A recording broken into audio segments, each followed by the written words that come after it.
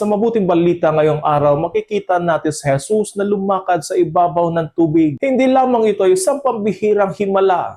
Ipinapakita nito kung sino si Jesus. Hindi lamang siya isang guro o propeta, kundi ang anak ng Diyos na may kapangyarihan sa kalikasan at sa lahat ng kinakatakutan ng tao. Kaya sa huli, sumamba ang mga alagad at nagpahayag, tunay na kayo ang anak ng Diyos. Ang bangka ay matagal ng larawan ng simbahan. Habang naglalayag ito sa mundo, nakakaranas din ito ng malalakas na hangin, pang-uusig, pagkakahati, skandalo, panlalamig sa pananampalataya, at maraming pagsubok. Ngunit hindi pinapabayaan ni Kristo ang kanyang simbahan. Maaaring tila malayo siya o tahimik.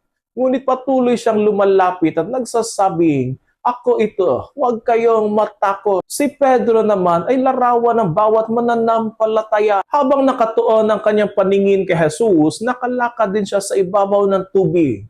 Ngunit nang dumating ang hangin at ang alon at doon niya ibinaling ang kanyang atensyon kaysa kay Jesus, nagsimula siyang lumubog. Ganito rin tayo kapag si Kristo ang sentro ng ating buhay, nagkakaroon tayo ng lakas. Ngunit kapag problema, takot at sariling kakayahan ng ating tinitingnan, madaling manghina ang ating pananampalataya. Nang sumigaw si Pedro, Panginoon, iligtas mo ako.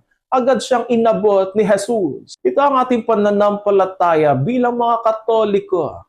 Hindi natin inililigtas ang ating mga sarili. Kailangan natin ang biyaya ni Jesus na dumarating sa atin sa pamamagitan ng panalangin, sa kanyang salita, sa mga sakramento, lalong-lalo na sa banal na Eucharistia. Kaya sa gitna ng anumang bagyo, ang ating lakas ay hindi nakasalalay sa tibay ng ating bangka o lakas ng loob, kundi sa Panginoong nasa piling natin palagi.